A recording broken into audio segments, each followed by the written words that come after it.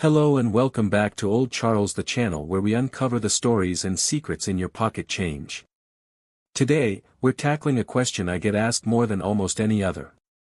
It's about a coin that nearly every single American who was alive in the 1960s has held in their hand, the 1965 Washington quarter. I have people emailing me all the time with photos of this coin, asking, "Alex, I heard these are silver. Is mine worth hundreds of dollars?" The truth about this coin is a fascinating tale of a nation in transition, a colossal minting mistake, and a whole lot of confusion. So, is your 1965 quarter a hidden treasure? Stick around, because the answer is not as simple as yes or no. To understand the 1965 quarter, we have to go back in time. The early 1960s. The price of silver was skyrocketing. The U.S. Mint had been striking dimes, quarters, and half dollars in a 90% silver composition since, well, forever. It seemed. This created a huge problem. People started hoarding silver coins, melting them down for their bullion value, which was now higher than their face value. Coins were vanishing from circulation. The U.S. was facing a genuine coin shortage. So, Congress took action.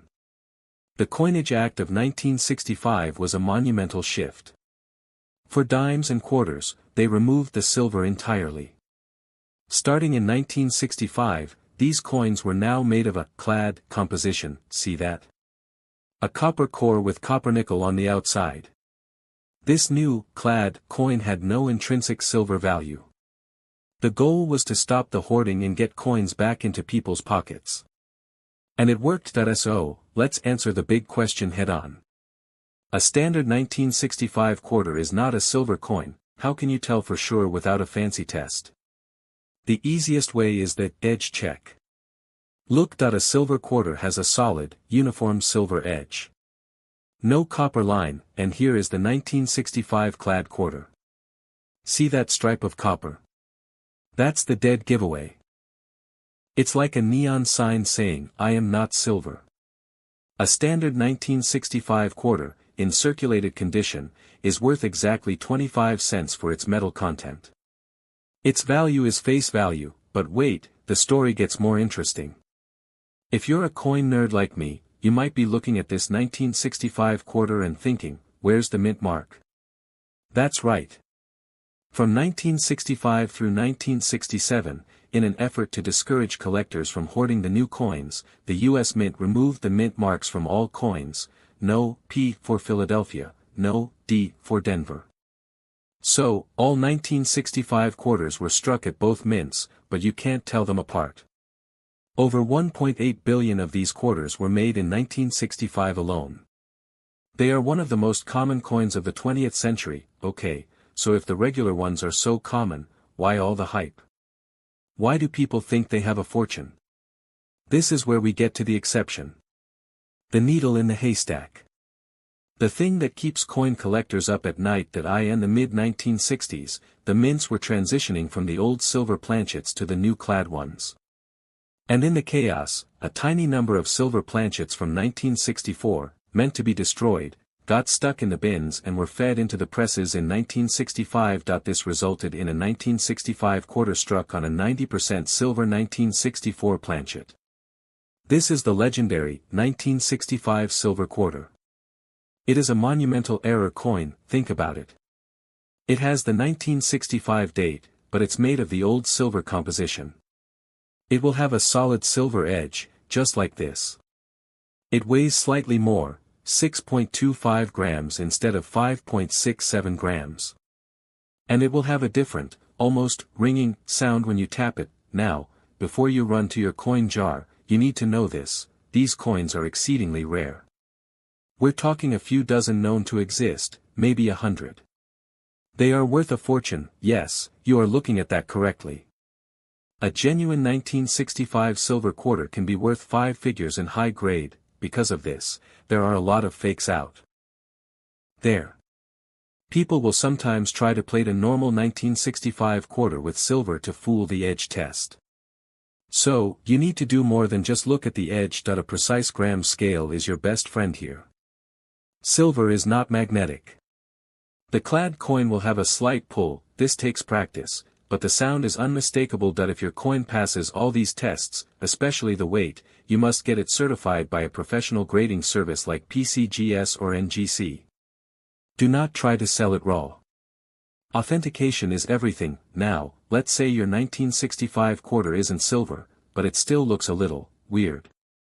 There are other, more common errors that can add a small premium. Raised, jagged lines on the surface, caused by broken dies. Look for off-center strikes, where the design isn't perfectly aligned.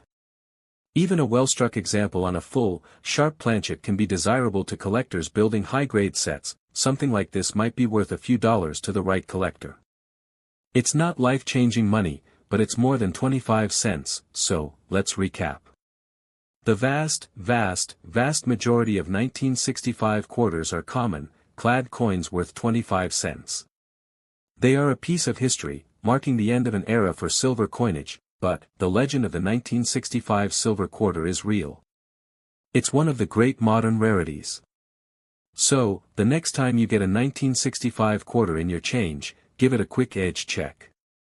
You never know. You might just be holding a coin worth over $10,000. The history of the United States quarter is a story that mirrors the nation's own evolution.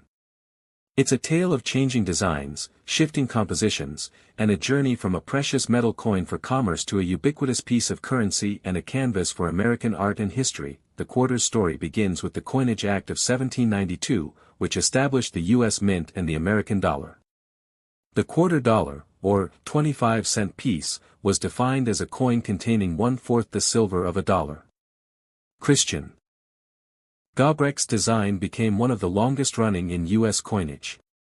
It depicted Liberty seated on a rock, holding a shield and a pole with a Liberty cap. This design saw several modifications over its run, including the addition of "In God We Trust" on the reverse in 1866, following the trauma of the Civil War, named for its designer, Chief Engraver Charles E. Barber. The Barber quarter featured a classical head of Liberty facing right, wearing a Phrygian cap. The reverse maintained a heraldic eagle.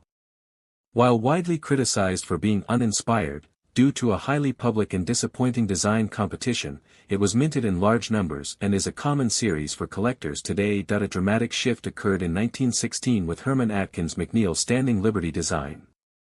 This coin was distinctly modern and symbolic, Liberty standing in a gateway, holding a shield and an olive branch, representing preparedness for war and desire for peace. A notorious change ***. The initial 1916 and some 1917 issues depicted Liberty with one of her breasts exposed. In the midst of World War I, this sparked public controversy.